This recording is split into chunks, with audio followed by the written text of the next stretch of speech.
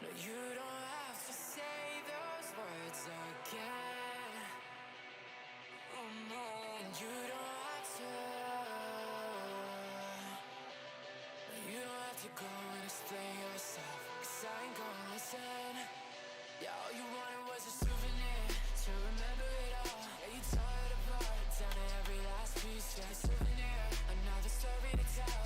And I gotta know how to find happiness in the wrong place. 'Cause it never ends, it's there in all ways. It's evident you never change for our sake. Baby, I can't just say we're falling now. Your little black book ran out of pages. If you're gonna take it all, then baby, don't waste it. You only want it if you know you're gonna break it.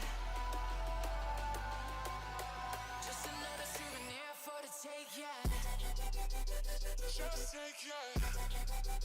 Baby, just take it.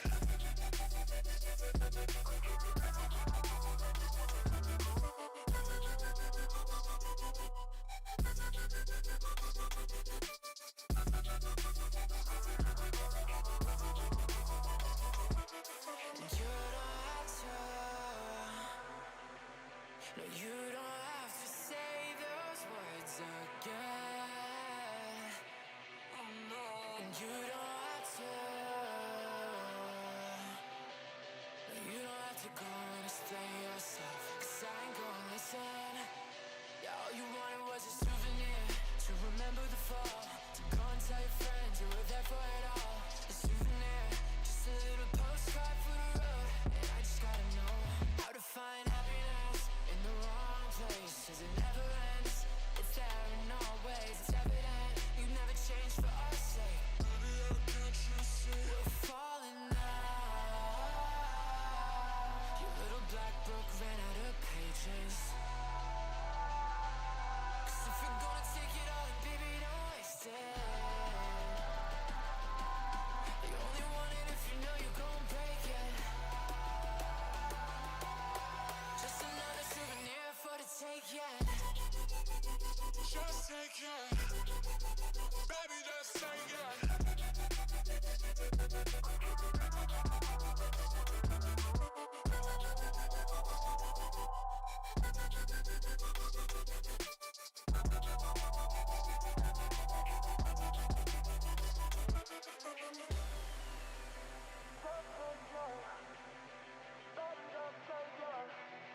Just another souvenir for the road. That's the way it goes. Just take it. Baby, just take it.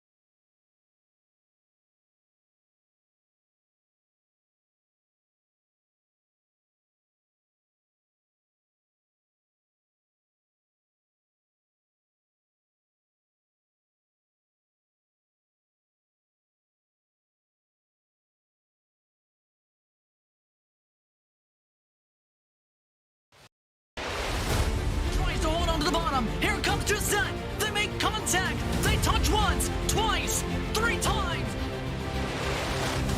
Foul trouble! Oh, no, Rocky into the wall. Big crash front straightaway. Huge crash coming into the tri-oval. No, Rocky up and into the air. They're beating and banging! Burn on the bottom, Cosman up top! I think!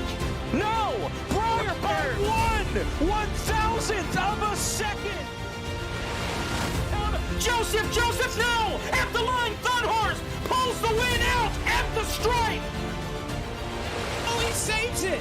What's going to happen here? Here comes the canvas! Get your foot in! He got it!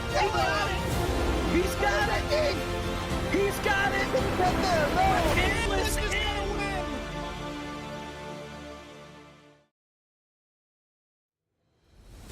Welcome to FTF.GG, and tonight we are watching the SimCAR Grand National Series live from Road America. Known as one of the most challenging road courses that these stock cars really go to on the NASCAR schedule. Over 4 miles in length, these competitors will be doing 35 laps here tonight at this famous venue.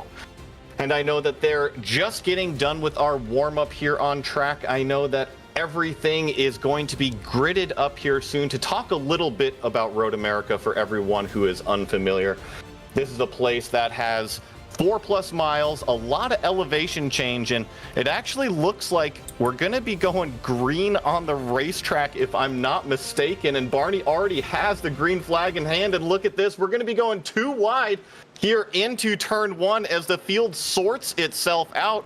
But most importantly, looks like the leaders up front getting away pretty cleanly here as timing and scoring just comes across, and looks like that's the 41 of Dylan Duvall leading Blake Reynolds right now, and Matt Adams in the 3rd position. And a little bit further back at the exit of turn 3, actually looks like we've got quite a few cars turned around, including looks to be maybe Robert Lowry, JD Laird, Garrison Hogan, all caught up in that a little bit further back. And we also have disaster going down into turn 5 for the first time. Looks like we've got 3, 4, 5, 6 cars all turned around as they got it wrong going into the brake zone. That is one of the fastest areas here at the Road America circuit, and not sure which car really caught or started that all, but jumping back up the leader, the field is thinned out. The 41, Dylan Duvall, kind of calmly warming up the tires out here, setting the pace for everyone to come and chase him. Blake Reynolds in that number 66, followed by Matt Adams. And looks like we've got another car off. That's the 21. Oh no, that's Matt Kingsbury down there in turn 8. Coming down the hill, something we're going to talk about all day, and I'm sure we'll get replays here of a lot of this action here shortly. The brakes on these race cars. Road America is a notoriously very fast racetrack. These cars get going quite fast down the straightaways, and they are very, very heavy to slow down. So here on lap 1, they're warming up the tires. They might not have everything up to temperature, but as the race progresses, they're definitely going to have to deal with tire wear, brake wear, and just overall, the car doesn't want to stop out there. You see already our leader, Dylan Duvall, start to wag the tail. Car looks a little loose out there coming through the first lap, but one thing that we're going to see all night here at Road America, these cars will slip and slide around. It's going to be a management of those tires and really just trying to keep everything in check out there. And looks like we finally also have another announcer that's going to be joining us here in the booth here just a few minutes. I know that we're just getting through turn 3, lap number 2 right now. Setting the picture, it had a couple wrecks early on. Big wreck at the exit of turn 3. Really big wreck coming here into the start of turn 5. But jumping back to it all, here's the initial start. Do we have a replay here? Looks like Jake, you with us? I am fashionably late. Whoops, but I'm here nonetheless. And, well, let's see. Turn 1's normally chaotic. Yeah, all right. So now, turn 3, I heard you say, so we'll see what happens here down in turn 3. It looked like mainly on the exit here at turn 3. From what I saw a little bit further back in the pack, and I know that turn 1 was actually pretty clean for the most part. I was actually impressed with all of these guys. You see a few lockups, a few little hip checks here, but for the most part, all of the cars actually made it through turn 1. It was really kind of the exit of turn 3 that I saw maybe 2 or 3 cars get turned around. So here they come through turn 2. Okay, yep, there we go. So, and this track numbers things weird. They call it straightaway turn 2. So that was 3 there. And now they're on the stretch to turn 5. Somewhere in here is turn 4. And there's the replay here again. Looks like that's, I think, Nate Stewart in the 4 making some contact. Yeah, and I think this is actually really what checked up the entire field, because you see everybody kind of on the brakes, on the gas, sorting it out. So you have this big clump of cars that was headed down towards turn 5, and ultimately an even bigger wreck happened down here in turn 5 as you see the 125 turned around the 45. I see about 6 or 7 cars, one with a complete front clip missing off of it. Yeah, not good. And you can see just getting into the braking zone there, the contact 3 wide. I don't think they knew they were 3 wide. They came together, and that led to the big crash back there. So we are still under green, still rolling. It's a 35-lap race. We rejoin live now, completing lap number 3. And out in front of this thing is still Duval, Brian Reynolds, good grief, Blake Reynolds. He's in second. And then Adam, Stewart, Cook, your top 5. Really been impressed with Duval so far, and same with Blake Reynolds. It seems like these 2 cars, they're pretty hooked up right now, and they're just kind of setting their lap times as we get a shot of the 31 missing a hood. Heavy damage on this 31 machine of David Cabrera coming through pit lane. I'm to see exactly what happened with that 31 as he pulls into his box. And there you see another modified here. That's Kingsbury coming through turn 1, and that thing is junked right now. Front and rear damage to that 21 machine. So there you see pass going into, that's turn 5. I think you were right. It looked like a modified out there. That brought a smile to my face when you get a good reference. And these stock cars, when you take off the bodies, that's really what they are. It's a bunch of tubes underneath, and there's not too much that differentiate a lot of these NASCAR classes, or at least the older cars. No doubt about it. And I almost wonder here with these cars in particular, since the next gens came out, they have the bigger brakes to them. The cars stop a little bit better on these road courses. Since the drivers are used to that, when you get into these Xfinity cars, they don't have the big brakes. It takes a lot more to slow them down, and therefore there's a little bit of a learning curve here when you come to the road courses that you stop at what you think is the right point, and you're sliding off into the corner and you're missing it entirely. Absolutely right. I couldn't agree more. And not only the little itty-bitty brakes, but these cars are really heavy. And here going down into Canada corner, you see heavy on the brakes here, and the 25 gets loose. He's going to loop it around there. And that all started just from being so deep on the brakes like we were talking. Don't think there was any contact there. Ray Kingsbury, the one that goes around, and he's still trying to get that thing straightened out. Got one more coming here. Jordan Haynes coming through the corner right now, but I think he's going to get it back rolling, and he does. But he's going to lose a good amount of time, drops back to 18th. Looking back out front, lap times right now, because I'm a technical guy when it comes to racing, and especially the driving. I love to analyze timing and scoring and see where guys are faster, see if they're hitting the rhythm. And actually looks like a little bit of a mistake out of our leader in turn 1, a little bit of in turn 5 there, a little bit of a lockup. But those last lap times, our leader Duval 2:14.48, Blake Reynolds 2:14.5, pretty identical between the two. Just got an update, by the way, from Ray Kingsbury, who we saw take that slide in Canada corner. Came over the radio and said his wheel got unplugged. That's why he spun out. You know, in real life, we deal with a lot of different mechanical issues. And I guess here in the sim world, you deal with your own host of mechanical issues, and that's one of them. That's, I would say it's a first, but it's not. I've heard that before. And Spencer Ray's talking over the radio. I think he's off course right now, getting it back going. He got a little slippy and got off into the grass and had to do a little bit of a mowing the lawn there, but he's able to make it work as they go into the Speedville Bridge.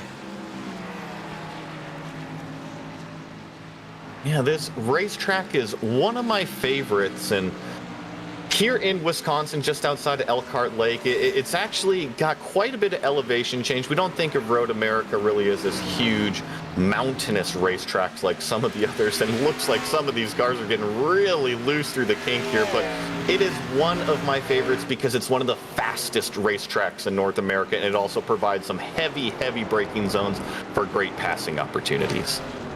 It's one of the fastest, but it's still 4 miles long. It is a giant course that these guys have to face here, and the lap times up over 2 minutes. The tracks that at least these cars are used to going to, usually you're under that 2-minute range. Watkins Glen being one of them. That's a really short road course in and of itself. They go to Portland, the same deal there. So this is, by comparison, maybe not for the IMSA world, one of the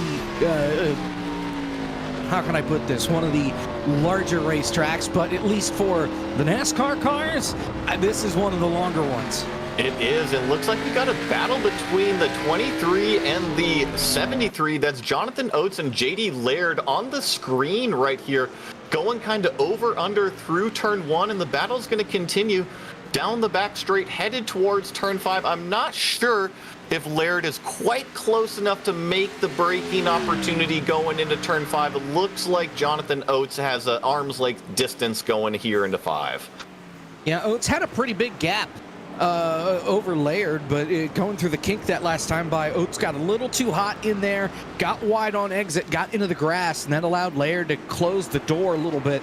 And we'll see if Oates is able to get through that section of the course cleanly this time by, maybe put a little bit of a gap between himself and Laird. That's for the 6th spot on the racetrack. Jake, you were mentioning how long Road America is, and just to put that into perspective here, we've been watching this race for nearly 10 minutes, and we're only on lap 10. Oh, yes, the 73 is off in the carousel.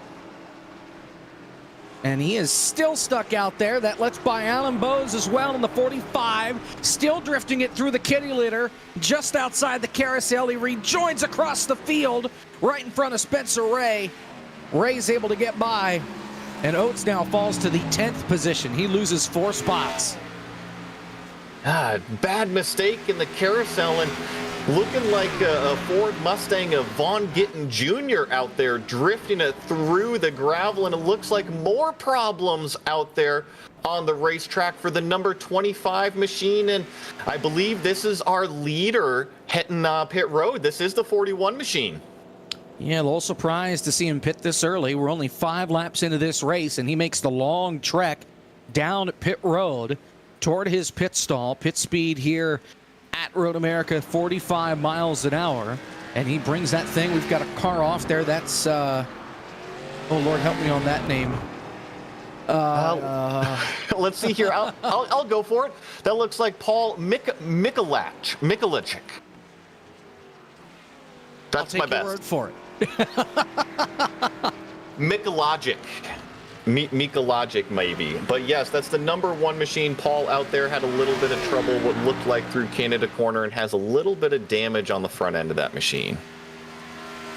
So this will give Blake Reynolds the lead then in the 66. Nice little battle back here. This is now for 5th. JD Laird and Alan Bowes. Pretty heavy into the braking zone once again. This 23 machine trying to hang it out around the outside. It's got a cleaner car, but ultimately it looks like Oates is going to get around on the inside there. That's I'm sorry, that is the 45 machine. Trouble actually, Joey, here in Canada Corner. Ray Kingsbury has had a hard crash. He is stuck in the wall. That is never a sight to see. Yeah. He clipped the grass right before the braking zone, and that got him off course. Trying to straighten it out, he slammed in left side first into the guardrail and kind of just sits along and then gets caught right in there, ripped the nose off. The engine now blown, and Dylan Duval has left the session. He's done for the night. I wonder what happened there, and you're right, Ray Kingsbury just kind of lost it on his own. Taking a look at, I believe this is the 73 on screen, Oates chasing down Spencer Ray for that 7th place, tucked up underneath the spoiler. We'll see if he takes it too wide into Canada Corner. No, Spencer Ray defends here, has a big lockup. Gonna have to get that car slowed down. The 73, maybe a little bit of an over-under. Not quite there in order to make the move into the kink. Maybe get the draft up the front straightaway and take a look into turn 1.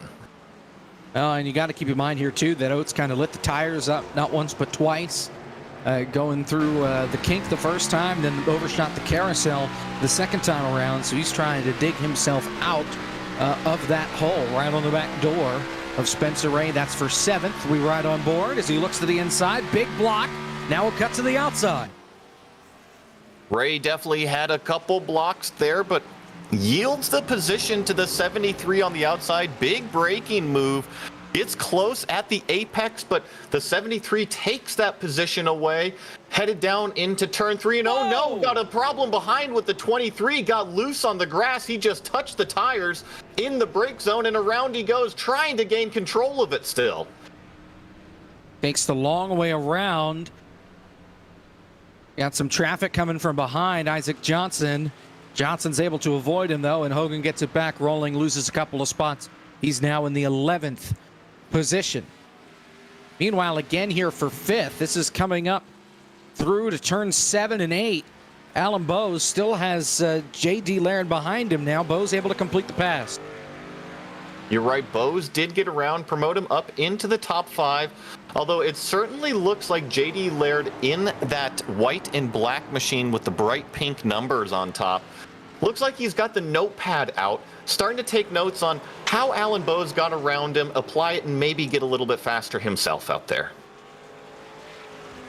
Just have to wait and see. Meanwhile, for the lead, Matt Adams has closed in Blake Reynolds for the lead as they're coming up through right now toward the final corner and the hill on the front straightaway. Matt Adams has brought the gap down. It was up over a second between these two. Now it's down around 0.7 of a second. He has clawed back that gap, and something else to note is that looking like we're going to complete lap 7 here. We will have that competition caution around 14, so this is about halfway through this tire stint before we get that yellow flag out there.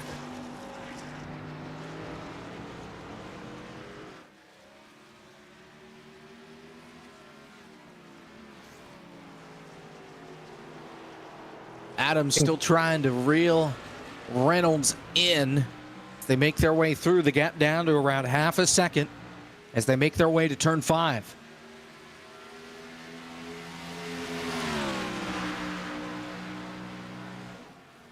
Really interesting to see kind of the ebb and flow of the racing and where each one of these cars kind of attacks, because it looks like the number 17 is a little bit more patient in trying to get the exit of the corner, and that's really what's allowed him to close this gap to the 66. We know how good Blake Reynolds is in seemingly everything, especially in these NASCAR cars, as he's trying to just cling on for dear life. Matt Adams in his tire tracks. The gap down under 0.2 of a second, and here he goes right to the back bumper as they head to the carousel. Certainly seems like Adams has a little bit more speed than our leader right now. Just trying to pick and make the right move as they head down to the kink.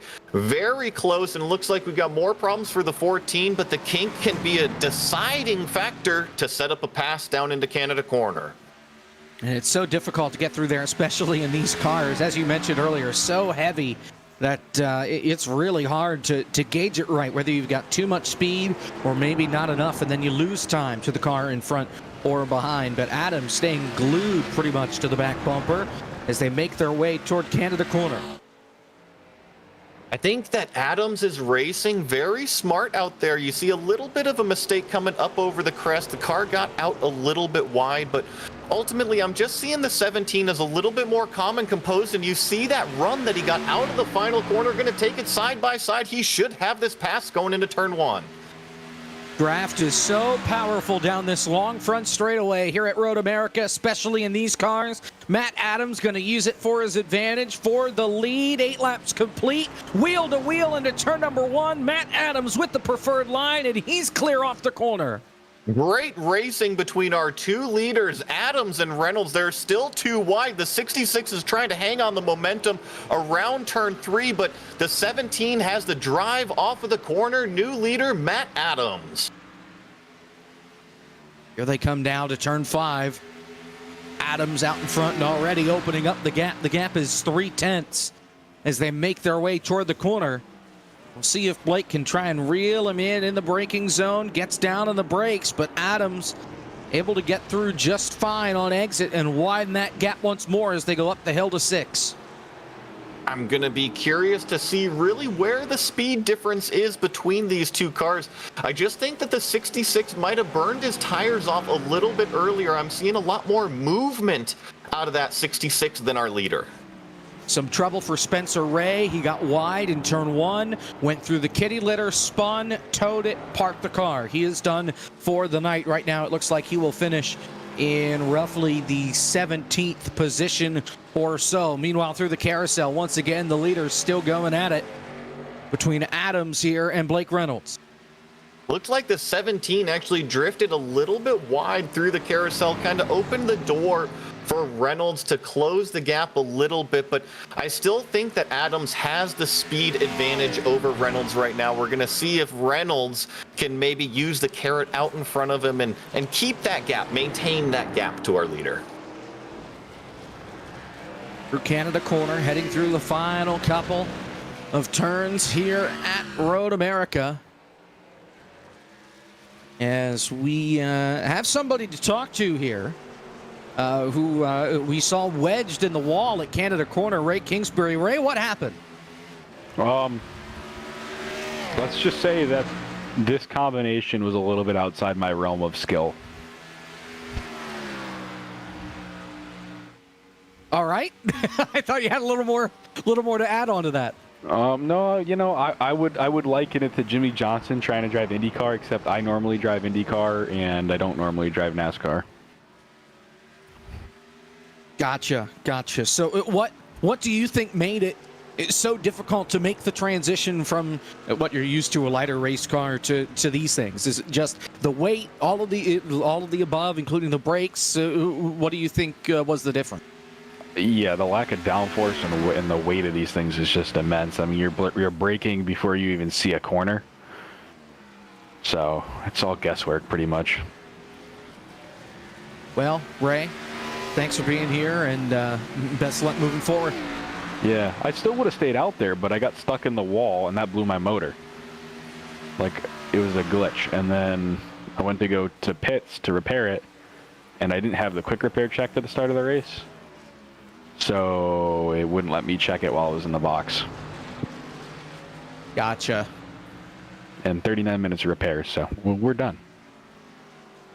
Well, you hate to see it, Ray. Thanks for being here, and as I said, we'll see you next week. Thanks for your time. You guys have some fun. I'm sure Blake will put on a show. We'll try our best. That's Ray Kingsbury, who has an early exit tonight here from Road America. Matt Adams, your leader. He's got a second over Blake Reynolds. I believe at this time, though, we're going to step aside and go to a break. We'll come back and we'll have a little more to come here from Road America. Still a long way to go. 25 to go when they get back to the stripe. Matt Adams, your leader. Stay with us here on FTF.GG.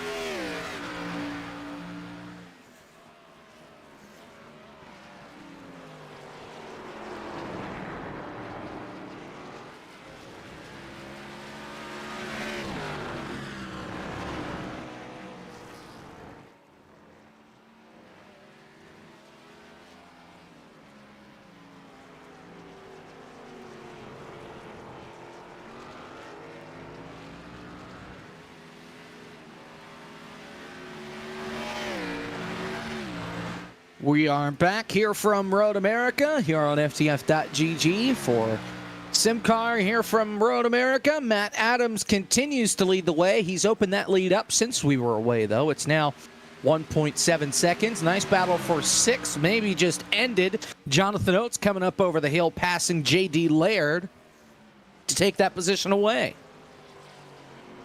Looks like, yes, that is Laird and Oates continuing this battle.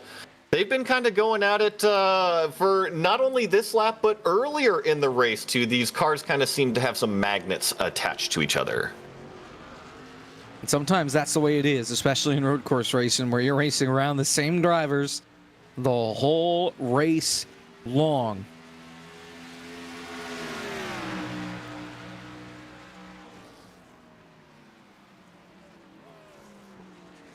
Bring it on down here to turn 5. Oates still out in front trying to extend the gap. It's around a half a second between these two. The only reason Oates is back here is because he got a little wide and lost some time in a couple of corners, and that's what allowed some folks to get by him.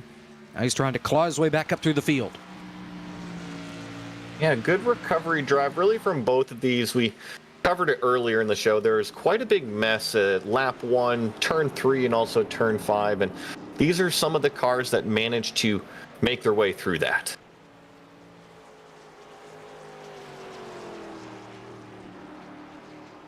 This is closest battle on the racetrack right now as we take a look once again at the leader. The gap is 2 seconds as we're now roughly about 2 laps away from competition caution here. Impressed with the number 17 machine, Matt Adams. We watched him go by the 66 Blake Reynolds, and it just seems like he's had a consistent maybe 3 or 4 tenths per lap on that 66 car.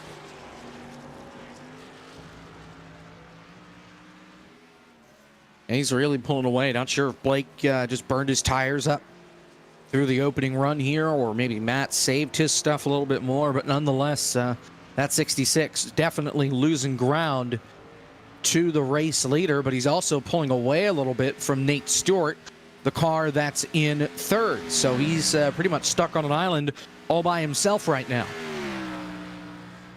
On an island for now, but like you mentioned just briefly ago, that competition caution is going to be coming up, and I think that'll stack up really this entire field. I know that they're spread out a little bit, but that competition caution should really bring them all together. And one other thing I was noticing is they've already fallen off 4 seconds from the start of this race from their fast lap. They're doing 2:18s in comparison to 2:14s. Yeah, that sounds like the tire model on these things. It's pretty drastic, and let me tell you, in real life, it's the same way. You know, you get that sticker tire, it's good for a couple laps, but here working lap 13, 14, man, it's a big girl out there, and she's slippery.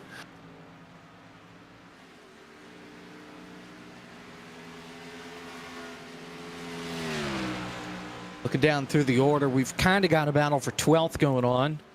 Cole Freilich, Justin Nasir. By kinda, it's about 0.8 of a second. Garrison Hogan, Isaac Johnson, though, that gap is tightened back up. They're headed to turn 6 right now, with Blake Bryant kind of lurking in the shadows behind him in the 09.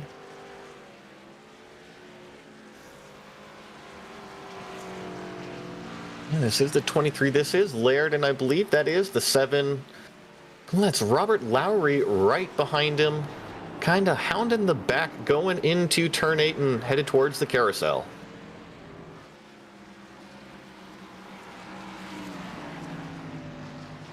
We already saw Hogan get off course once tonight, and cost him some time as Johnson right to the back bumper. A little loose coming out of the carousels. They make their way toward the kink. Not a place where you go too wide, so really good racing for Hogan to just kind of keep it tucked up right on the back spoiler of him there. Ooh, a little lockup going into Canada corner. Oh, and now there's trouble in front of them. That's for position. Robert Lowry went around. Alan Bowes is on pit road. Believe that might be a strategy call there for Bose, trying to pit before the caution comes out. For Lowry, he just went off and almost looked like the thing wheel hop going into Canada corner and went around. He's wide again. You see him in the background there coming out of the final corner. Gets it back going. Yeah, I went back and took a look at that. I think you're right there, Jake. It was maybe just a little bit too deep into Canada corner, and that started the whole mess for that number 7 machine. Alan Bose back out on the racetrack. He has used his fast repair. Meanwhile, look out, Isaac Johnson drifting it through turn 1 as now they make their way to turn 3. They both were, like you said, drifting really loose. Both of these cars very on the edge of grip out there. I know they're waiting for this yellow, and it looks like, oh no, that's Garrison Hogan off of the track.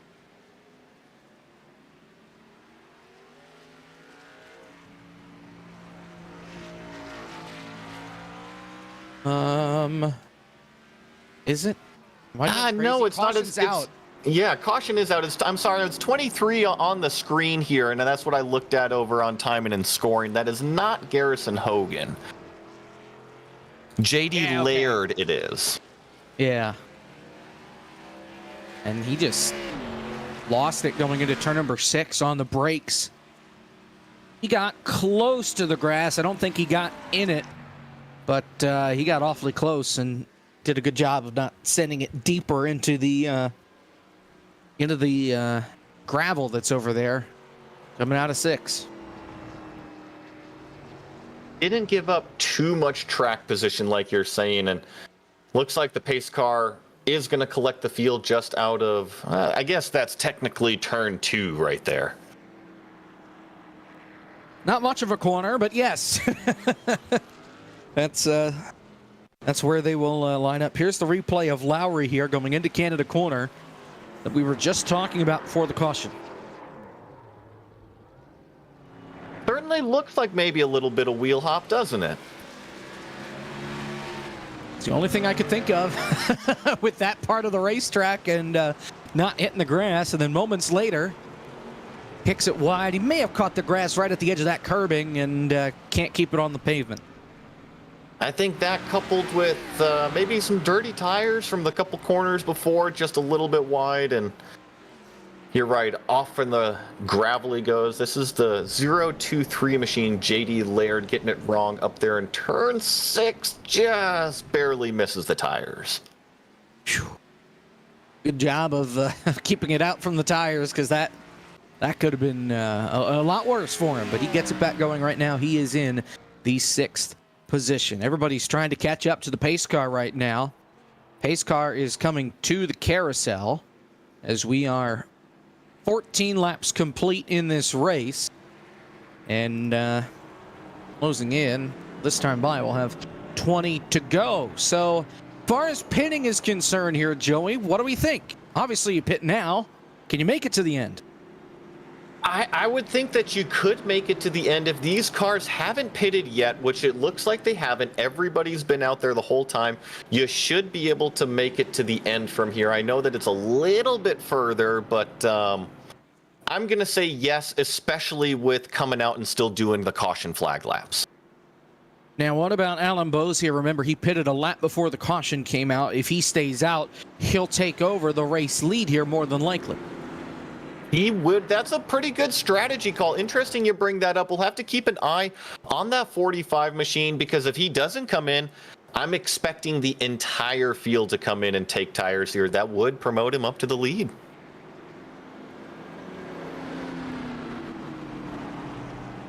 Just have to wait and see.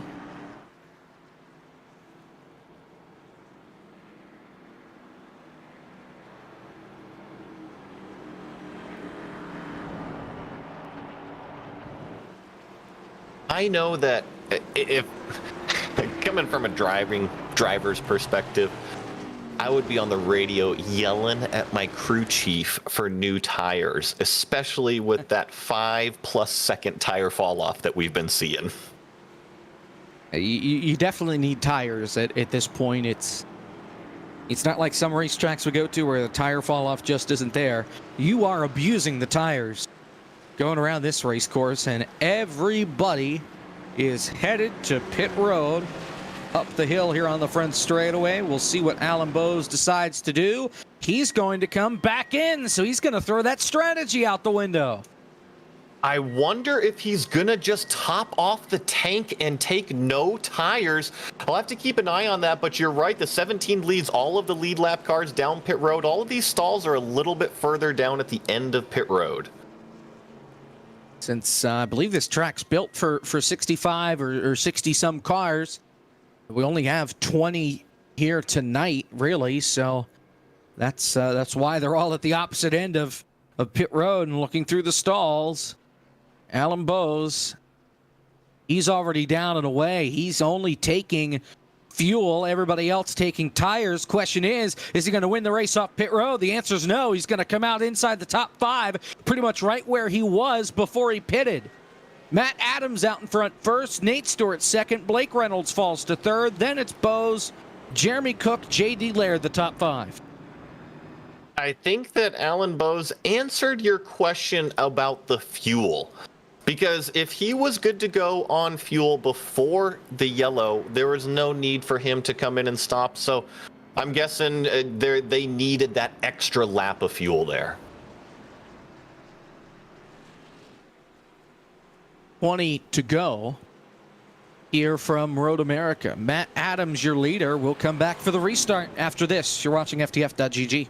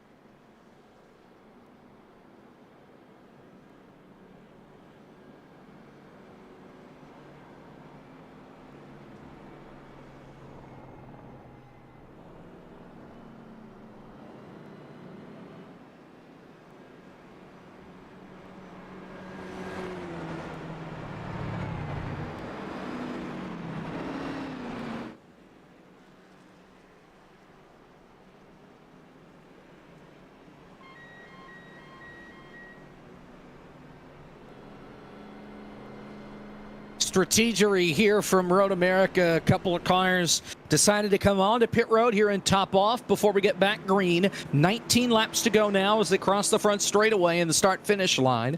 That should give us a restart with about 18 laps to go. Nate Stewart is your leader. Jeremy Cook, Jonathan Oates, Jordan Haynes, Robert Lowry, and Paul, I'm not even going to try, are on pit road right now, topping off. And Jeremy Cook, who was in the top 5, he just takes 4 tires and gets back out on the racetrack. They better hope, though, that they can catch the field without killing their stuff too much. Pace car is flying around the racetrack. It's already through turn 3. It is, and we talked about fuel before the pit stop. We talked about fuel after the first round of pit stops, and wasn't really expecting to see these guys having to save as much as what they are. And seeing that handful of cars also come down pit road tells me that maybe a few of these guys, if they're not smart, might run out of fuel.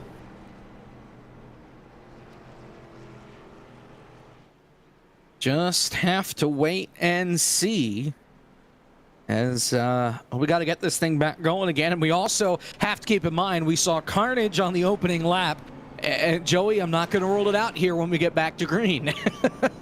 Well, we see it all the time in real racing as well, with that, especially the funnel going down into turn 1. Pit lane exit is right there. You can actually go 3 wide, but all of a sudden that 3 wide funnels down to 2 wide very quickly, and it always catches people out, especially in the middle of the pack.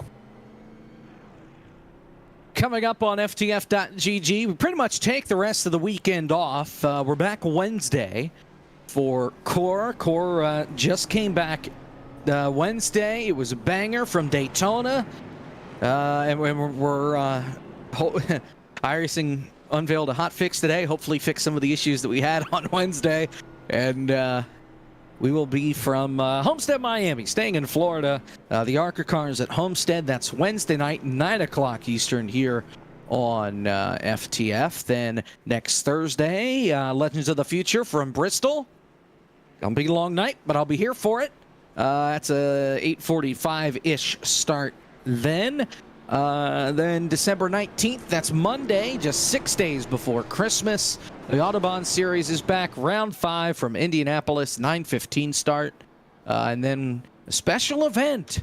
It's the All-In 650 stuff. That begins Tuesday in the new year, January 3rd at 7 o'clock. That and more you can see right here on FTF.GG. And that almost got us the full length around the racetrack. They're coming up to Canada Corner right now. It was a pretty good job of filler there, if I do say so myself. And you're right, pace car lights are out, and out of Canada Corner going to make the climb as they sort it out 2 by 2 for this restart. Here we go. We'll see what can happen here.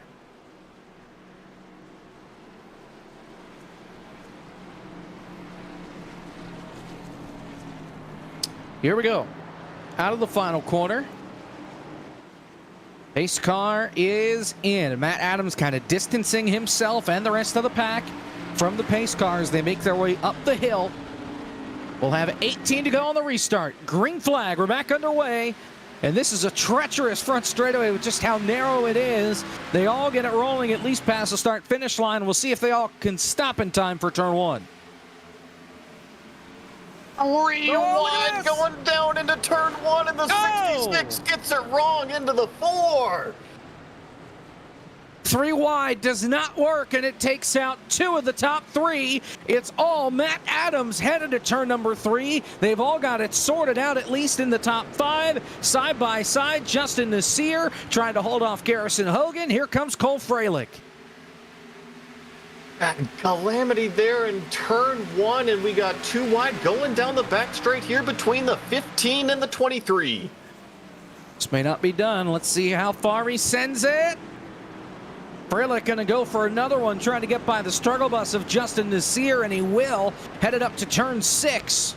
Give him another spot that puts him up into P6. Looks like, for the most part, a much cleaner restart than our initial start. We don't have any cars spinning around on the straightaway, a little bit of trouble into turn 1 with our leaders, but for the most part, everyone has pointed the right direction. Here they come through the carousel, everybody single file. Adams in front, Alan Bowes sits in second, J.D. Laird in the 3rd spot as they make their way now toward the kink. Isaac Johnson gets a little wide, kicks up some dirt, but keeps it pointed in the right direction. Here they come through the kink once again. I'm sure this has to be a relief on fresh tires flying through here. I would say so, definitely, and especially charging into the brake zones, you can say, oh my gosh, look, I can actually make it to the signs this time. Through Canada corner. Oh, and Laird is going to spin and save it. Catches it before the inside wall. Just got a little loose. A little sideways on exit. Loses some time, and now he's in a traffic jam. Trying to get back up to speed as they head toward the hill. It can be a really interesting change of perspective coming from those old tires to a brand new, freshy set, and you want to take advantage of what you can, but ultimately the 23 overstepped the line. See if we can get a replay at least of the spin in turn number 1 as Cole Freilich trying to send it down into turn number 1 and losing a little bit of time there, lighting up the rear tires. It was Blake Reynolds and Nate Stewart. Blake Reynolds is now on pit road in the 16th position. Here it is, and he just sends it too deep, Joey. You know, I mentioned that pit lane exit, and the 66 took advantage of it, but once again, it funnels down into turn 1, and he just got crossed up.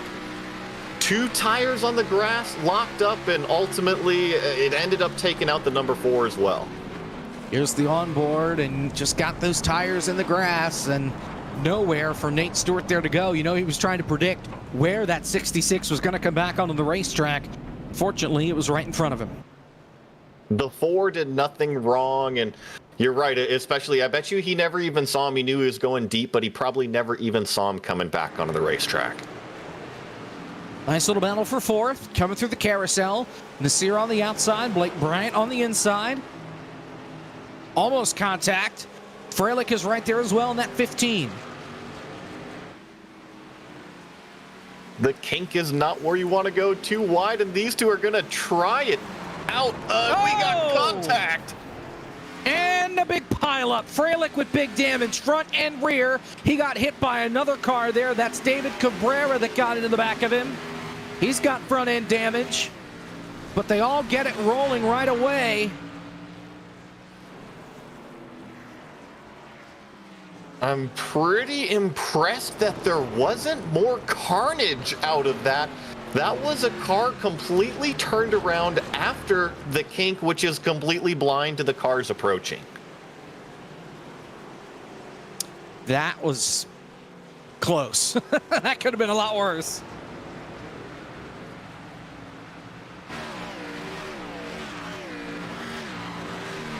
See, here's the replay. And just side by side through the carousel, and they decided to send it going into the kink. And I think for Nasir, he had to run that line. Blake Bryant, he had to run his line. He just can't run side by side through there. That's a one groove part of the track. I think that Nasir on the outside, that struggle bus car, he did the right thing. Both cars did the right thing, but you're right. It's not a place where you can go too wide easily. And it gives damage to both of the cars and really hurts Justin Nasir. He's back in the 15th position right now. And some side-by-side battles going into turn number 5. Here comes that 09 of Blake Bryant again underneath J.D. Laird, and Laird goes way wide coming through turn 5, but he's able to make it work. Looks like, yes, this is that battle here, and going up over turn 6 through this faster turn 7 complex. You're right, looks like we got problems there at the exit of 6. That's Paul again in the 1. And I think he got over the curb and caught the grass on the inside there with how fast that thing went around. Meanwhile, a battle right here, headed to the carousel. That's Cabrera and Blake Bryant. Blake Bryant, the third car in the train, that Bass Pro Shops there, following Cabrera, following Cole Freilich, headed down into the kink where we saw that action last lap. Make it through for now, Blake. Oh, and Cabrera gets wide and hangs onto the car. You see, even single file through the kink is treacherous in itself. Well, you're using the whole racetrack pretty much through that section. From the bottom all the way to the top, wall to wall, and any error in there Could cost you time and very well could end your day, depending on what you hit as they make their way toward the final corner and back toward the front straightaway. Matt Adams continues to lead. The lead, though, has balanced right at a second to Alan Bowes. We continue to, there's your race leader coming through turn one. Gets a little wide. Caught the dirt, and that may allow Bowes to reel him in just a tad. Alan Bowes having a really good run here after that restart. We saw him hanging out, about the 4th or 5th position before the competition caution, and then obviously through the incidents there in 1, but he finds himself in 2nd place running a pretty dang identical pace as our leader.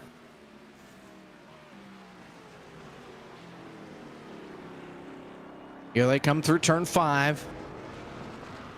It's still dead even between these two. Back to the battle for 5th. Freilich and Cabrera toward turn 5. You can see the damage on both of those cars. They were involved in the smash 'em up with Justin Nasir and the Kink a couple laps ago. Working up over the technical turn 6. That's actually a really tricky turn there, especially over the crest, and it leads into another fast kink here. And we see it looks like the 31 of Cabrera really starting to use those tires. And Cabrera thought about it, cuts back in line at the last second. Now they head toward the carousel, and Blake Bryant is there peeking to the inside defensive line from the 31 of Cabrera, and it stacks everybody else up, including J.D. Laird and Jonathan Oates right behind this. Funny how Oates and Laird are still attached. We talked about those magnets. There they are, still together. Through the kink. But he makes it through okay that time, as now Oates gets a little wide but keeps it straight.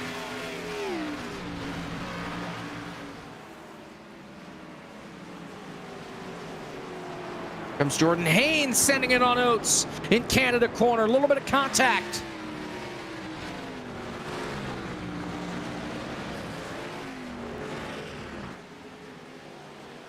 He'll take the spot away going around the outside. Actually, no, he won't. I'm losing my mind here. He's trying to hold off Nate Stewart. No, it's really impressive racing between this whole gaggle of cars. There's about 6 or 7 of them, and when one makes a move, there's an accordion effect a little bit later in the train, and then it's over-unders from there.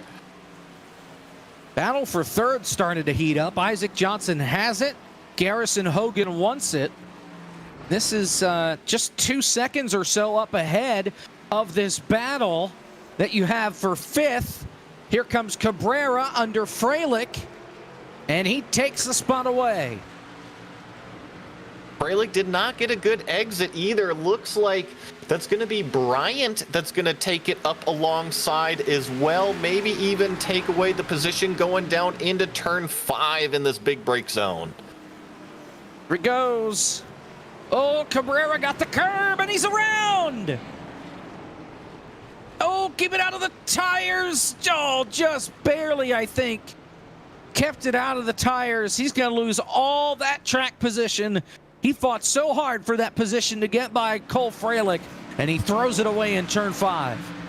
Just a little bit too deep on the brakes, and I don't know if it was wheel hop or maybe just the tires didn't want to grip anymore, but you're right, the 31 Cabrera all by himself, as it looks like, oh no, Bryant is now going to have troubles, and Freilich's going around the outside of the carousel. He got wide, and that opened up the door for Freilich. Ryan at the carousel takes it right back.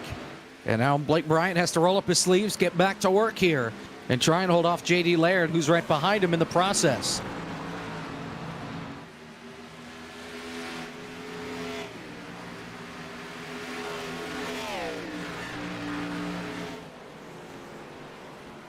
The Canada corner. Laird peeks to the inside, can't get anywhere on Bryant. And just an update on that lead once again. It's down to 0.8 of a second. We're inside 15 laps to go. 13 to go this time by. This is our leader on the screen. That's Adams leading over Bowes. Then actually, they've stretched it out pretty impressive, already up to a 15-second gap to our 3rd place runner of Johnson. And Isaac Johnson under some pressure once again. Here comes Hogan on the back bumper as J.D. Laird really bobbled it in turn 1. Opens up the door for Oates, and here comes Nate Stewart, 3 wide at turn 3. This isn't going to work. Oh, my. Impressive racing out of all of them. Actually looks like Laird gets really squirrely on the exit. That's going to open up the door for Haynes and possibly the struggle bus as well. But something to note, the number 4 machine, that's Nate Stewart. He was the one that got pushed out wide earlier and slowly but surely crawling his way back up towards the front. Huge move by Blake Bryant there going into turn number 5. Nate Stewart does the exact same thing on Jonathan Oates. Moves Stewart back up into 7th, and he's within striking distance now of a top 5. Meanwhile, for the lead, the gap is down to 0.2 of a second through the carousel. Coming to 12 to go, and Alan Bowes has caught Matt Adams for the lead. It's been a slow but steady pace for Alan Bowes to crawl back to this leader here of Adams, but he is there. You mentioned it, only 0.3 of a second separating the two up front. Let's see what kind of a draft he gets down the front straightaway. As through Canada corner, Allen gets a little wide, but he's still able to pull away just a hair from Bowes. Gap extends a little bit. That may help out Matt Adams' chances as they make their way now to the final corner. And let's see what draft, if any, Alan Bowes gets up the hill. Looks like the 17 had a really good last couple corners, got great drive off up the front straightaway, and checking the lap times, Alan Bowes, another 0.4 out of our leader.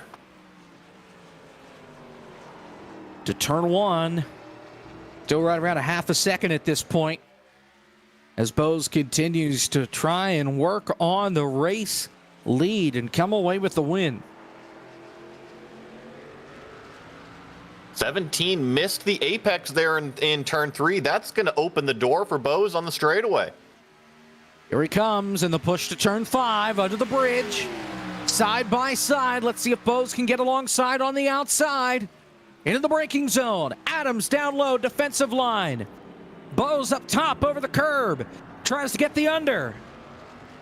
Just can't quite get there. Maybe hangs on his corner panel. He's there in turn 6.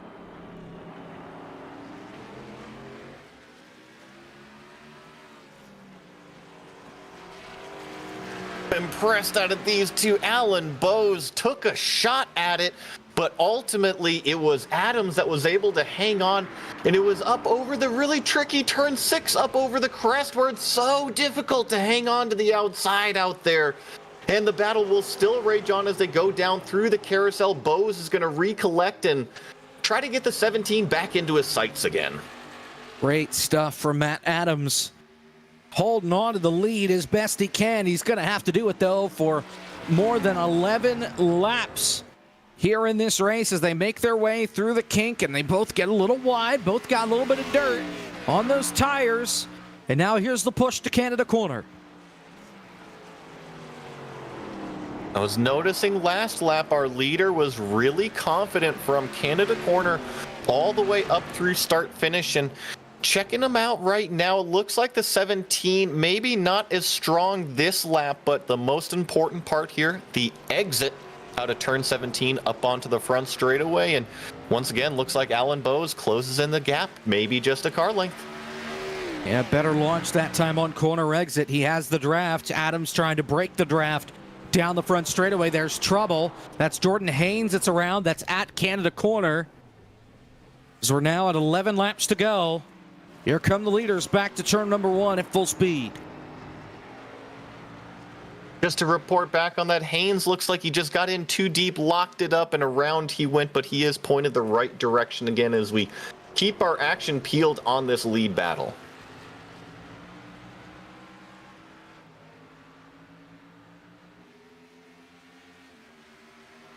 Adams kind of pulling away here on the run to turn 5. Had a much better go at it there, especially in turn 3. Bowes gets a little sideways over the curbs again. Meanwhile, battle for third. Isaac Johnson, Nate Stewart. Stewart up into the fourth spot now. He is flying. The fastest car on the track is the number 4. Right, you are. Fastest car on the racetrack, and he had a little bit of tough misfortune on the restart, but he's making the best of it. He's hounding the back of Johnson right now up over turn 6. Doesn't really get much closer than that between these two competitors. Not really, and he's going to try and cross him over right here. Gets all over the back bumper. Jordan Haynes has parked the car, done for the night.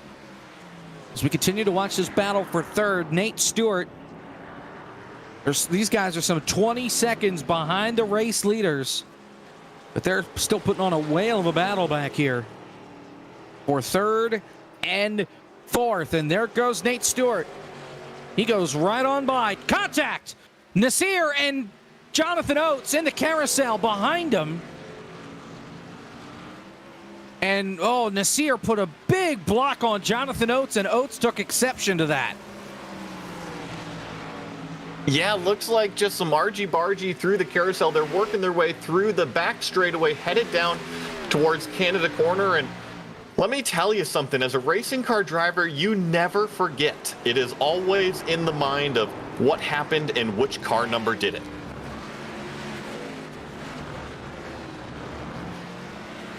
Out of Canada Corner, you see the damage now on Jonathan Oates' car after these two went after it through the carousel, and Jonathan Oates is all over the back bumper of the struggle bus, trying to cause the struggle bus to struggle a little bit more as they make their way up the hill, coming to 10 laps to go, and Jonathan Oates right in the tire tracks, using the draft to his advantage. Definitely, we're going to jump over to the lead battle here. Bose is getting around Adams. He got a great run out of turn 3. He's actually going to clear him, but even before the brakes going into 5. Alan Bose out in front. You mentioned the bad exit, and that may be all he needed to get by as Jonathan Oates is beating the back door off of Justin Nasir. He tried to wreck him in turn 3, tried to wreck him coming out of turn number 1. Now here's the push to turn 5. Let's see if he can pull the trigger here. If not, JD Laird is right there. That's for position. Just trying to get by these guys and let this chaos end. It still seems like it's Oates and Laird out there attached to the bumper. Got Blake Bryant, who has also been there with these two battling it out, and they might even take it 3 wide. No, 2 wide. They think better of it up over 6. Oates back on the gas, and you know he wants to get back to that yellow machine of Justin Nasir and send the message, but we'll see if he can in these final 10 laps for the lead. Once again, though, Matt Adams is not letting Bose out of his sight. He wants to have a shot at this. I'm seeing the 17 car move around just a little bit more than our leader, Alan Bose, and that will come into effect as these laps certainly continue to click off. But it looks like the 17 is going to get a pretty good exit here and be in the slipstream going up the front straightaway.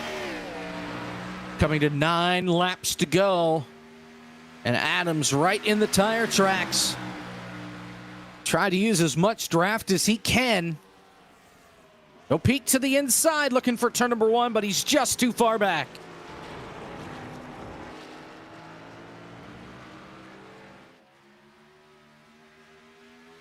This has not been the strong suit of the 17 machine. Turn 3. This is where Bose was able to capitalize before, but both of the competitors get a good run out of the corner and in the slipstream once again headed towards 5.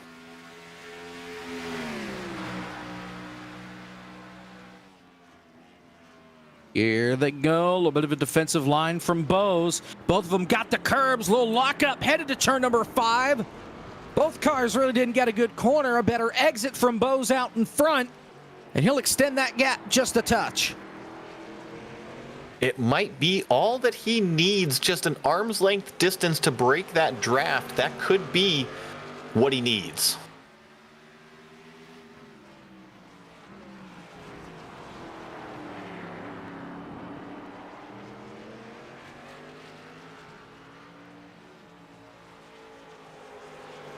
Coming to 8 laps to go. This time by.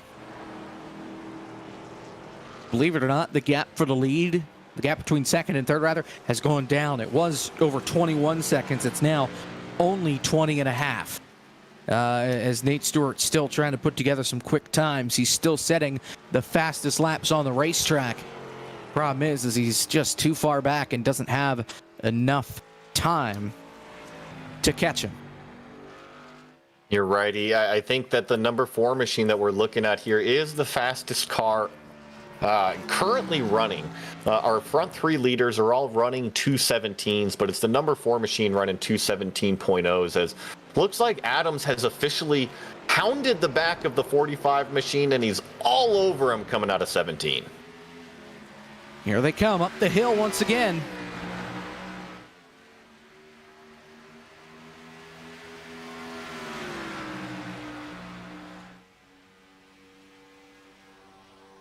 Let's go back to Canada corner as Cole Freilich and Justin Nasir beating up on each other.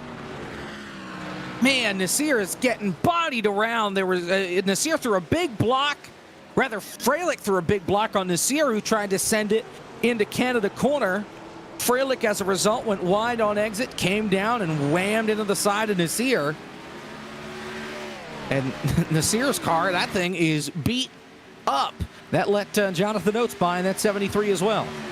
Looks like Blake Bryant is also going to capitalize based off of a poor exit from Nasir, and in front of Bryant is Oates taking it too wide on Freilich into turn 1. Looks like they will make it through. Bryant gets loose, and that's Nasir moving back in front of Bryant. And that's going to allow J.D. Laird to get by as well. Here comes Nasir to the inside of Freilich in turn 3. Nothing has changed so far at the front. Still about a 2/10 gap. As here they go wheel to wheel, headed to turn 5, leaning on each other. This could end in disaster with these two cars leaning on each other down the straightaway. There they go. Into the grass. Nasir hangs on. So does Freilich. And they don't lose any positions out of it. More contact coming out of 5. More contact to 6. They're off course. They're crashing. There goes the 09. Blake Bryant piles in. So does Blake Reynolds. This really all started in turn 1, and I don't think it's even ended yet, as most of these cars are actually still together on track 4 position. Blake Bryant, I think he may try and mess with Nasir here. He backed off of Blake Reynolds. The damage to the 09, he had nothing to do with that, just got caught up in it. As Justin Nasir is taking swings at everybody tonight. Sometimes it's you against the world out there, and nothing you do is the right move, and it's just like dominoes. When they fall, they keep falling. And Freilich sent it through the kink, and he is all over, or was all over Nasir. Nasir was able to get through there just a little bit better. But I'm not sure these two are done yet. As that's the 70 off course. That's Jeremy Cook.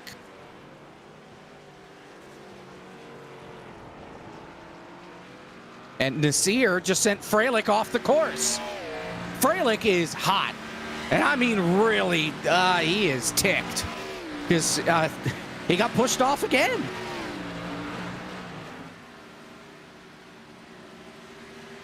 Yeah, I'm looking at a lot of this stuff here, and it's definitely elbows out, but looking at the most recent one out of Canada corner, I don't think Nasir did anything wrong here on this one. I just think it's tempers flaring.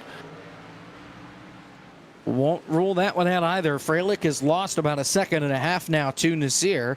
Nasir has lost civilization, is now trouble. Blake Bryant's around in turn 3.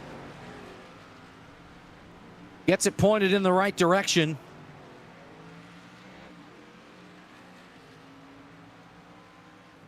And we'll lose even more spots. When it rains, it pours for Blake Bryant.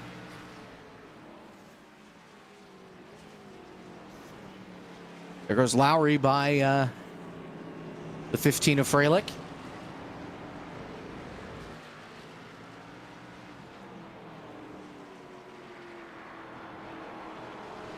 So we're at 7 to go here from Road America.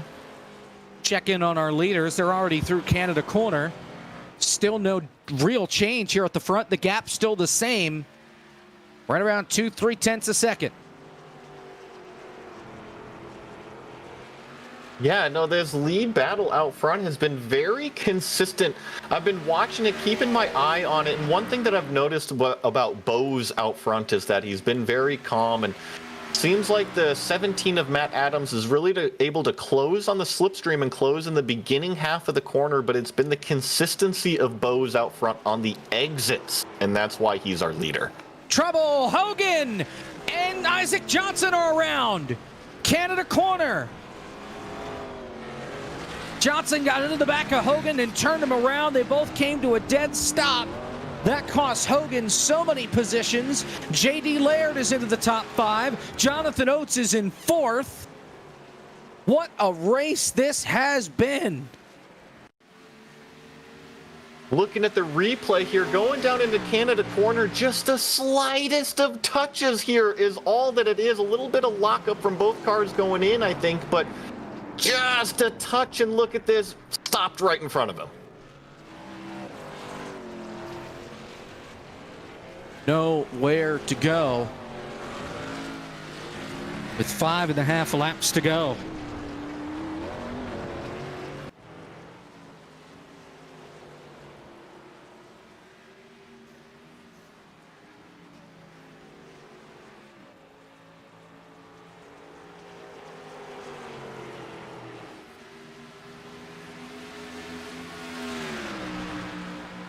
There's a battle that's Jeremy Cook and Blake Reynolds. Reynolds has made his way back up to 7th after bending it on the restart.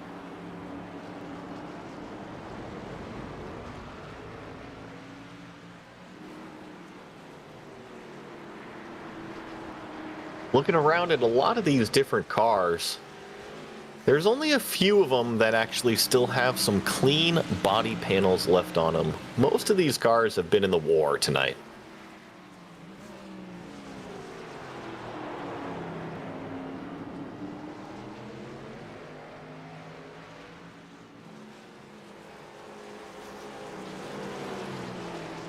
Battle for 6th.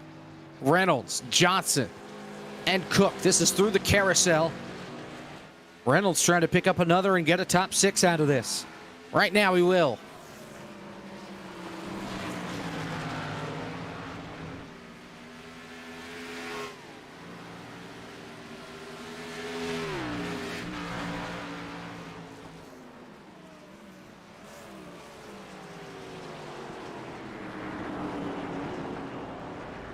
Five laps to go for your race leaders. And this thing is tightened up again. Bose pulled away that last lap, but now Adams just a touch, reeling him in this time around. It seems like when Bose makes a corner, Adams misses one. And when Adams makes one, Bose misses one. But it certainly looks like the 17 is showing a little bit more speed and crawling up to our leader and going to give him maybe a run for his money here with only 4.5 laps left. A better exit for Bose, though, through turn 5, and he pulls away. The gap extends again to over a half second.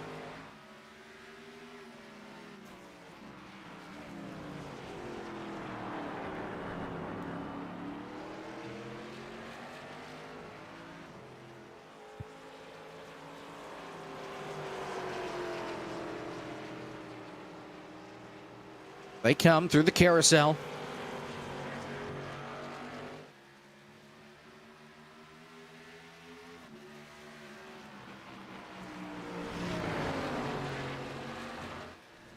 Rough go at it through the kink there from Bose, and that allows Adams to close in just a touch.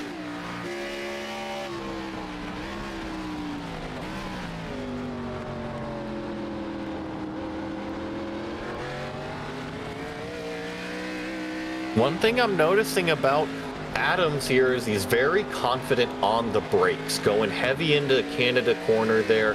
He was very confident, was able to close up the gap into Bose. And once again here through turn 17, through the beginning half, he's very confident. 4 to go, this time by Alan Bowes out in front. Matt Adams trying to close him in and make this a race between these two. Remember, Bowes pitted before the caution came out at lap 15. He then pitted again and would restart in 4th after the leaders crashed in front of him. He slid up to 2nd. Couple laps later, he took the lead. He hasn't looked back since, but Matt Adams has been within a step the entire way that Alan Bowes has been out in front. All it will take is one mistake out of either one of these competitors, and things can drastically change up front here. Through 5, up the hill to 6. Still good stuff from Adams. Bowes extends it just a hair coming out of 7.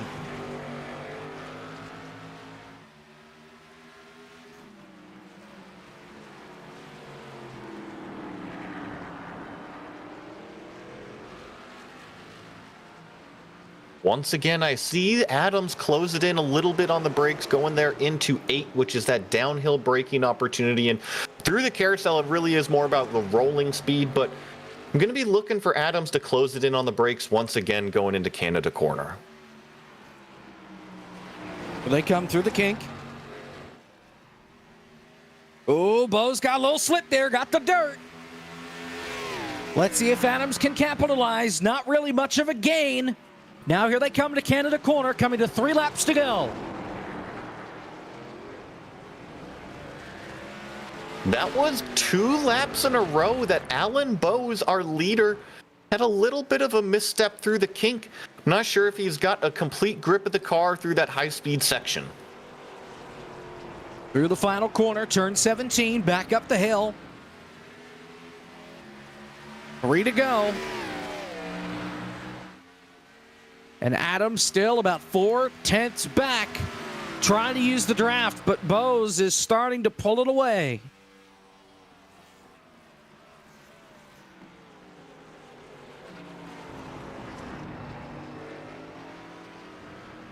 Really great turn 1 from Adams there. He closed in a good couple car lengths on our leader, headed down into turn 3. This exit is so important. Bowes really loose going in, but looks like they both get about the same exit, but Adams is much closer this time. Right on the back bumper.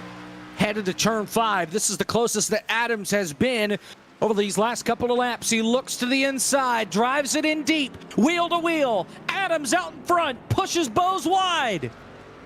Bowes with the advantage to turn 6. Adams is still there. He drives it in deep. Too wide through 7 is fast, and it looks like Adams is going to clear Bowes, headed down into turn 8. This is downhill, another tricky braking opportunity, but looks like Bowes will relinquish that top spot to Adams. Adams round the outside to retake the lead with 2.5 laps to go. Let's see if Bowes has anything left in the tank to get back to him. Adams is wide. He's around. He saves it, and he loses a ton of time. Bowes retakes the lead in the carousel. A mistake out of Adams, just so simple. Got out too wide onto the marbles, and look what happened. Bowes right back around to the lead. The gap now 0.7 of a second, coming to 2 laps to go.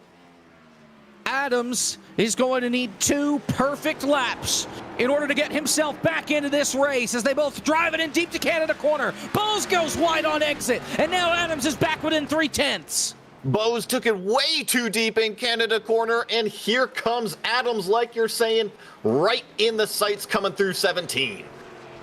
Once again, to the back bumper.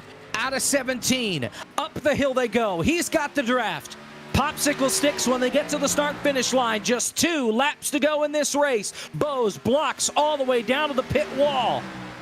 And Matt Adams is stride for stride down the front straightaway to turn 1. He looks to the inside. He is almost there, but Bowes is able to slam the door shut to turn 1.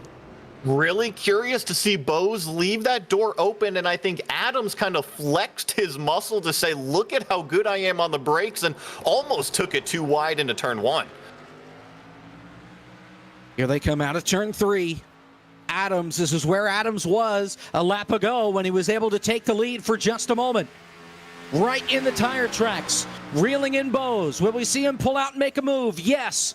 Bose starts to block, does a defensive line. Now Adams has to pull back in line. He's too far back. He can't make the move. They stay single file through 5.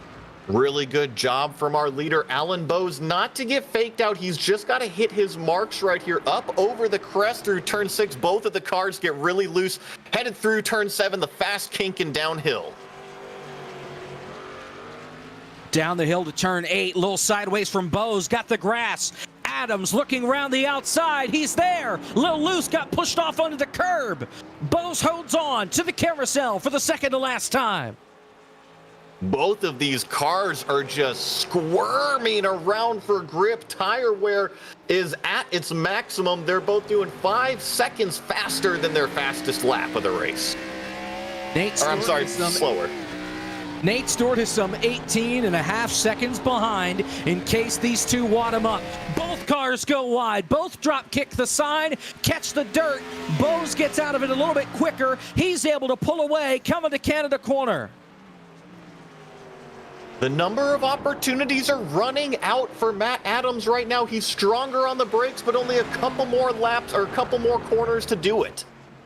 Another strong exit from Canada corner there from Matt Adams, but now Bose starts to pull it away, headed into turn 17.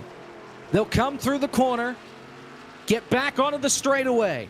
This is the last lap. One more lap to go from Road America. Can Alan Bose hold on, or will Matt Adams come from behind to go to victory lane?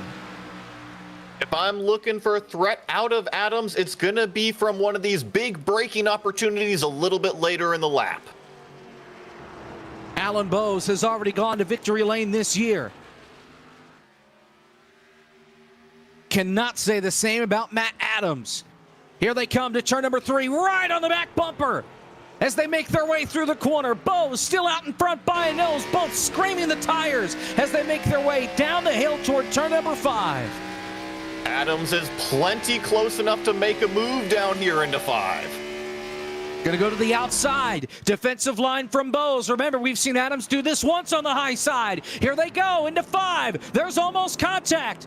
Oh, and Adams slides the tires. Bose with the preferred line into turn 6. Still wheel to wheel. He'll take it away. Adams is going to try to over-under, especially through turn 7 here. He sticks it on the outside turn, too wide through 7. That's going to give Adams the preferred line down into turn 8. He'll take the lead after some contact in 7. Bose tries to undercut him now as they make their way to the carousel for the final time. Bose is there. He looks. He's too far back. Here they go through the carousel for the final time. We saw Adams make a mistake here earlier. He keeps it on the tarmac. Here they come now to the kink for one last time, and Alan Bose is going to have maybe one more shot at this. He's got to close it up through the kink. He sends it through the kink, but he's going to go 4 wheels off in the grass. It's going to give the race to Matt Adams out front as long as he doesn't make a mistake.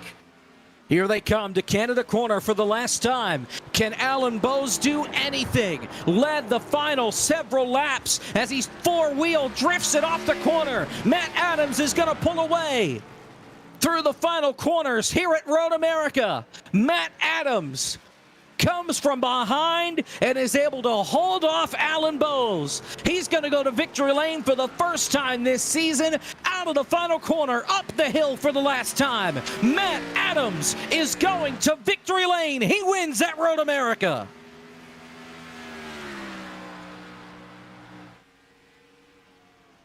What a race out of these front two, and it looks like we're going to jump a little bit further back in the pack here.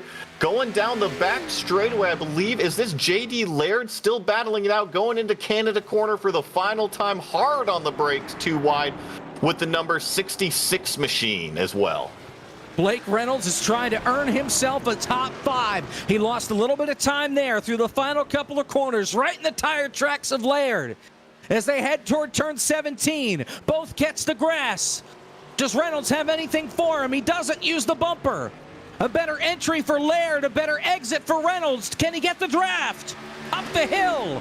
The answer's no. J.D. Laird holds on and gets 5th.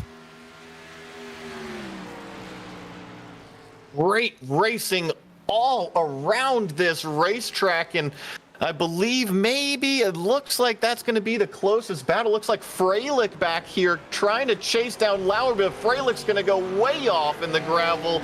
That's going to allow Lowry to open that up and just not make any more mistakes out of turn 17, and he'll have that top 10 locked up. What a finish here from Road America. A wild last couple of laps between our top two there, and Matt Adams and Alan Bose. And Matt Adams is going to victory lane.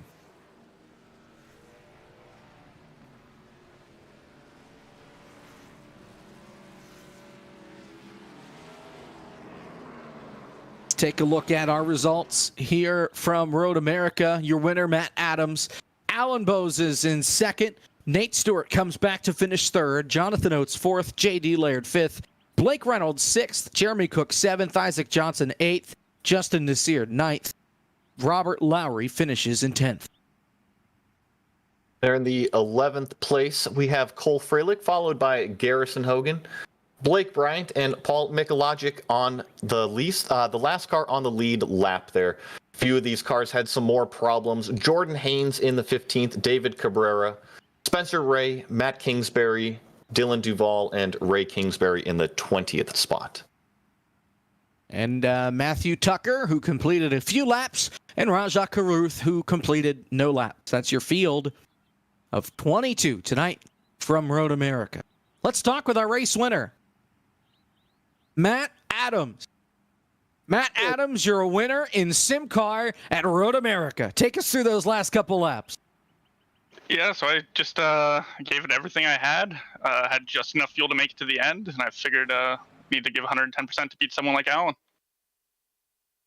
How in the world did you hold off Alan Bose there those last couple laps? First, you had to get by him before you could hold him off. Well, I got by him, and then I went wide in the carousel, and then had to get back by him, and it was just going to braking zones and praying that I'd be able to make it stick. Do you think he had anything for you there if we went one more lap, or do you think that after you got by him that last time that you were pretty set on winning this race out in front? I think I had better tires at the very end, but I also had so little fuel where if he just raced me a little harder at the start of the run, it would have been his race. So, yeah, tight racing all around. Ton of fun. Nonetheless, congratulations on the win here from Road America, and we'll see you next week. Yeah, thank you. See you later. Matt Adams, your winner tonight from Road America. Now let's talk with Alan Bowles here with Joey. Alan, congratulations on the 2nd place finish. I know it's not the checkered flag that you wanted, but what was maybe holding you back from staying out in the lead in front of Adams out there in the last couple laps? My rear tires were gone. Matt made me work pretty hard to get around him. And once I got around him, he was just able to kind of chill out a little bit, and I burnt my stuff off. So, Matt and I had a great battle there. It's always fun racing him. Glad we got to put on a show there at the end. That was all I had. I mean, like I said, left rear tire was melting off the car that last lap. We saw both cars really wiggling around out there, struggling for grip, and how much slower the tire fall off was. I think you guys were doing 5 or 6 seconds a lap slower than your fastest lap. And talk to us a little bit about that. It seemed like Matt was very strong in the braking zones, but you had better drive off. Yeah, so I was trying to back up my corners a little bit, and I think that just caused me to get back to the throttle a touch too soon, and that's what caused me to burn the rears off a little bit more than him. But yeah, I mean, tire fall off at Road America in the Xfinity car is, I think it was upwards of 5.5, 6 seconds off of our Q lap. So, I mean, it's just at that point, it's just whoever takes care of him the best, and Matt did a little bit better. Last question I got for you is that restart. I know that there was a little bit of strategy with you pitting beforehand and then taking some more fuel, but you were the car that was able to snake through the mess there. Take us through that restart. Yeah, a lot of the stuff on that restart was a little further behind me, so I didn't have to worry too much about that. But the start of the race, I messed up my qualifying lap, and got caught up in some stuff there at the beginning. So it was about staying clean. I didn't do a very good job at that at the start, but I was able to get back up to had some good track position, and ultimately that's what helped. It's just having that track position at the end. We just got a shot of that replay of that restart there. Great driving from you, Alan, out there tonight. And before I let you go, is there anybody that you want to give a shout out to, say thank you to? Garrison Hogan invited me to be on his team in the league, so I got to thank him. Blake Reynolds puts on a great league every week. They're always great races, even if they don't always go my way. But I can't thank Blake enough for giving me something to do on Friday nights. Well, there is your second place finisher here at Road America tonight, Alan Bowes, and I believe we have our third and final podium finisher, Nate Stewart, standing by with Jake. Nate Stewart had a fast car, got involved in a crash on the restart, and drove all the way back up to P3. You were a man on a mission those last 20 laps. Yeah, I definitely feel like if that restart incident, didn't happen, or Blake just went off and didn't collect me, I probably had a shot at the win. Both Alan and Matt were extremely fast, so I definitely would have been a lot closer if they, started getting into it and brawling like they did. But I guess P3 after driving back through the field ain't a bad shot either. Without the contact you had there on that restart, do you think you would have had a shot to go for the win here? Yeah. I definitely, like I said, Matt and Alan were super fast. I don't really know if I would have had like a good shot, but it would have been a shot nonetheless. A lot bigger shot than what I had after getting involved in that. Yeah, I definitely feel like I could have had one, but that's about all I have to say about the second half of the race. Nonetheless, congratulations, P3 tonight, and we'll see you next week. Thanks, Nate. Thanks.